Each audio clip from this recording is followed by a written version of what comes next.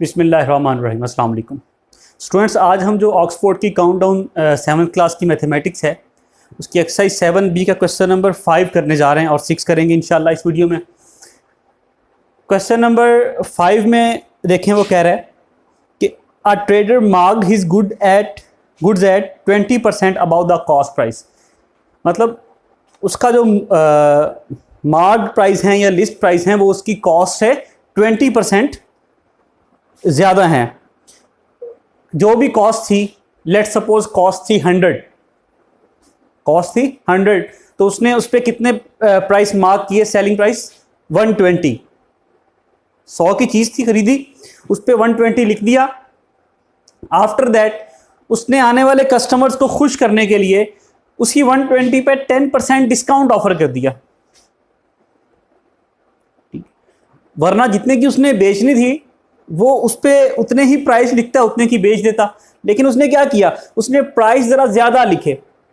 अगर 100 की चीज़ थी 120 ऊपर लिखे, उस 120 पे 10% उसने डिस्काउंट ऑफर किया और वो उतने की बेच दी। वो उसका सेलिंग प्राइस हो गया। डिस्काउंट ऑफर करने के बाद जो अमाउंट आई वो उसका सेलिंग प्राइस हो गया।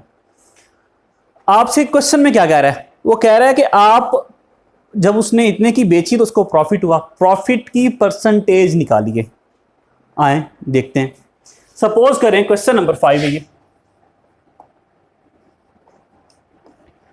कि let cost price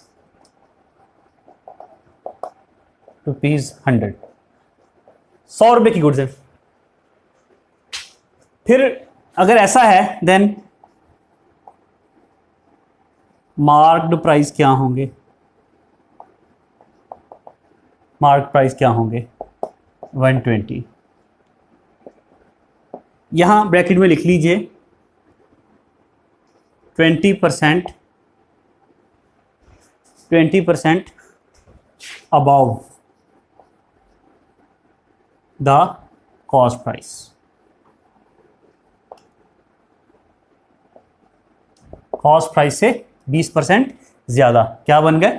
cost price इतनी तो मार्क प्राइस कितने होंगे जो कि कॉस्ट से 20% ज्यादा है? 120 हो गए। ठीक है भाई। उसके बाद क्या कह रहा है वो? Discount percentage discount percentage given है। कितनी है सर ये? 10%।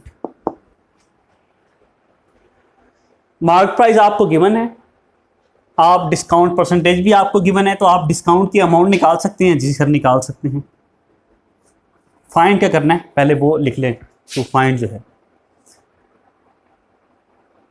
प्रॉफिट परसेंटेज निकालनी। प्रॉफिट परसेंटेज फाइंड करनी है। ये है आपकी असल चीज़ जो आपने निकालनी है। ठीक है भाई। सबसे पहले अब डिस्काउंट फाइंड करें। डिस्काउंट कितना है? 10%। परसेंट का मतलब 100 मल्टीप्लाई बाय किस पे डिस्काउंट मिला? मार्क प्राइस पे।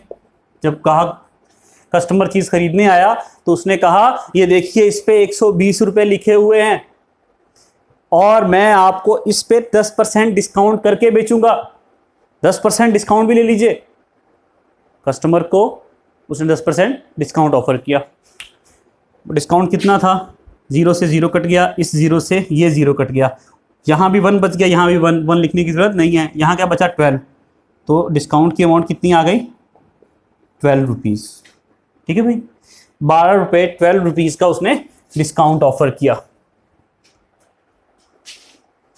अब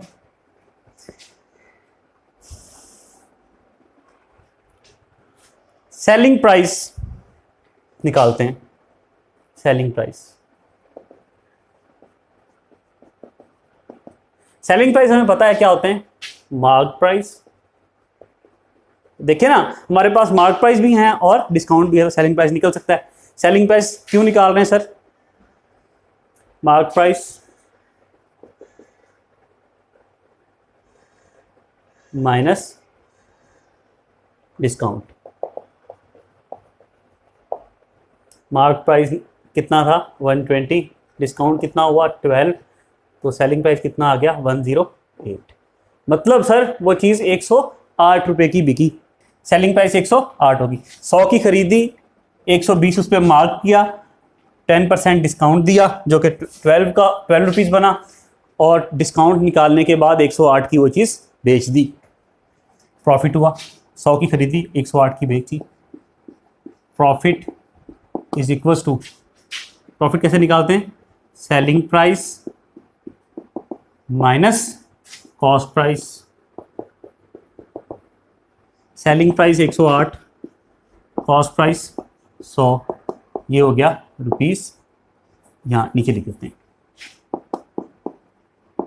8। प्रॉफिट कितना निकला, 8 रुपये का। लेकिन प्रॉफिट नहीं निकालना, आंसर पीछे 8% ही है, हमने प्रॉफिट परसेंटेज निकालनी है।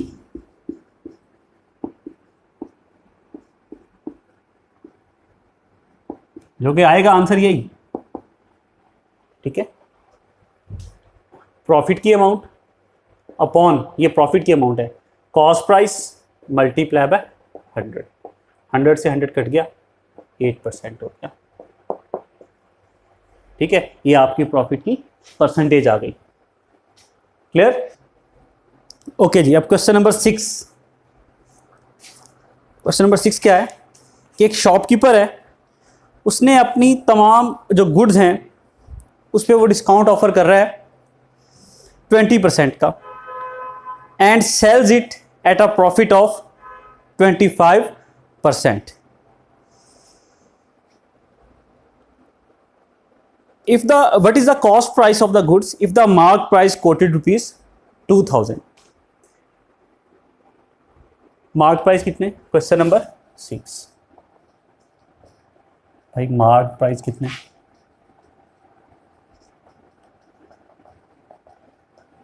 $2000 मार्क प्राइस उसके ऊपर लिखे हुए हैं। डिस्काउंट कितना दिया उसने, क्या दिया हुआ, डिस्काउंट कितना है, 20%। डिस्काउंट कितना है भाई, 20% का डिस्काउंट है उसके ऊपर। उसके बाद वो आपसे कह रहा है कि अच्छा, पहले हम डिस्काउंट की अमाउंट निकाल लेते हैं। डिस्काउंट दिया हुआ है, discount is equal to 20% of 2000। Zero से ये जीरो कट गए, इधर भी 20 बचा, इधर भी 20 बचा, 20 का 20 से मल्टीप्लाई करेंगे, 20 जा 400 हो जाएगा। इट मींस के वो जो मार्क प्राइस था 2000, उस पर 400 का डिस्काउंट ऑफर किया, और वो गुड अब कितने की डिस्काउंट ऑफर करने के बाद सेलिंग प्राइस अब हम निकाल सकते हैं। सेलिंग प्राइस निकालने का तरीका हमें पता है, वो क्या है, mark price, sir mark price MP लिख रहा हूं शॉर्ट फॉर्म में, माइनस उसका डिस्काउंट की अमाउंट। मार्क प्राइस कितना सर, 2000 रुपीज, उसमें से डिस्काउंट को माइनस कर दिया विच इज 4000, तो हमारे पास सेलिंग प्राइस कितना आ गया, 1600 का सेलिंग प्राइस आ गया। मतलब वो गुड जो 2000 जिसके ऊपर मार्क प्राइस था, जिसके ऊपर प्राइस मेंशन हुआ था, वो गुड हमने 20% डिस्काउंट के बाद 1600 रुपए की बेच दी। इसके बाद वो क्या कह रहा है कि ये जो 1600 रुपए का सेलिंग प्राइस है ना, ये क्या है सर, इसके अंदर ये कॉस्ट प्राइस से 25% ज्यादा है, क्योंकि शॉपकीपर ने गुड के ऊपर 25% का उसने प्रॉफिट रखा। कितना प्रॉफिट रखा, 25% का। तो अगर कॉस्ट प्राइस को आप 100 ले लें, कॉस्ट प्राइस को आप 100 ले लें, तो उस केस में 25% प्रॉफिट रखें, तो सेलिंग प्राइस कितना होगा, 125। 100 रुपए की चीज 100 रुपीज की खरीदेंगे, 125 की बेचेंगे, तो ही 25% का प्रॉफिट होगा। तो आइए अब इसको देखते हैं हम। अब इस केस में क्या हुआ कि लेट, वही जो काम हमने प्रीवियस में क्वेश्चन में किया था, let cost price is equal to ₹100, वो चीज हम कितने की आई, 100 की।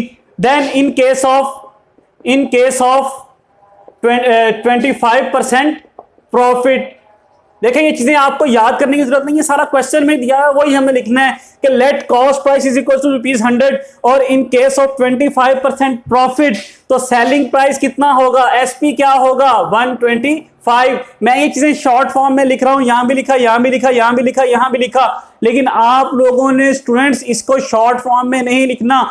जब भी आप इसको अपनी नोटबुक पे या क्वेश्चंस को पेपर में सॉल्व कर रहे हो तो कभी भी शॉर्ट फॉर्म्स को यूज मत किया करें, क्योंकि आपने हमेशा परफेक्शन की तरफ जाना है। एग्जामिनर को कोई ऐसा जवाब फराहम नहीं करना जिसकी वजह से वो आपके मार्क्स को डिडक्ट कर सके।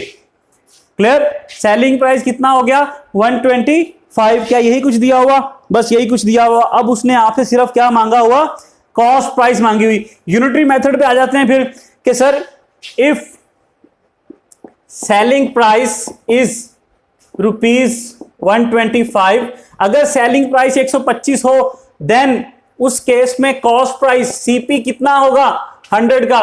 भाई अगर 100 की चीज खरीदें 125 की बेचें, 100 कॉस्ट प्राइस हो, 125 जो है ना वो सेलिंग प्राइस हो, तो ही 25% का प्रॉफिट बनेगा। मतलब यहां पे अगर हम देखें 125 की जब चीज बिक रही है तो वो आई कितने की 100 की, मतलब 125 जब हमारा सेलिंग प्राइस है तो उसको कॉस्ट प्राइस कितना है 100। यूनिटरी मेथड है तो लिखेंगे इफ सेलिंग प्राइस इज ₹1, क्योंकि 1 यूनिटरी मेथड है, यूनिट 1 में लाना, तो कॉस्ट प्राइस कितना होगा 100 divided by 125। If selling price is ₹, selling price कितना दिया हुआ 1600, 1600 इज ₹1600, उस केस में कॉस्ट प्राइस कितना होगा, तो आइए इसको लिखते हैं 100/125 मल्टीप्लाई बाय 1600।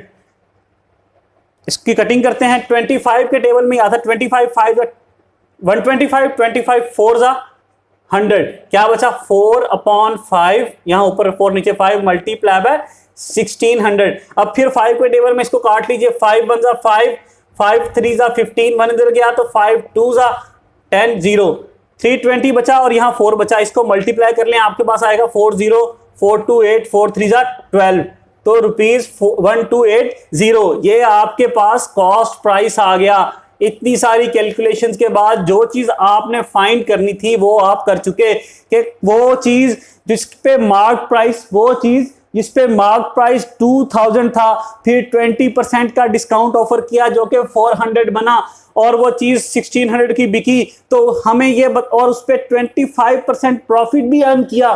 तो बताइए कि वो चीज आई कितने की थी, वो आई थी 1280 रुपीज की, मतलब 1280 रुपीज की। लीजिए हमने वो फाइंड कर लिया। स्टूडेंट्स ये बात समझ में आई है? ओके, हमारी एक्सरसाइज 7B खत्म हो गई, इसके क्वेश्चंस कंप्लीट हो चुके हैं। इंशाल्लाह जो हमारा अगला लेक्चर होगा इसमें हम एक्सरसाइज 7C को स्टार्ट करेंगे। अगले लेक्चर में इंशाल्लाह मुलाकात होती है, तब तक के लिए अल्लाह हाफिज।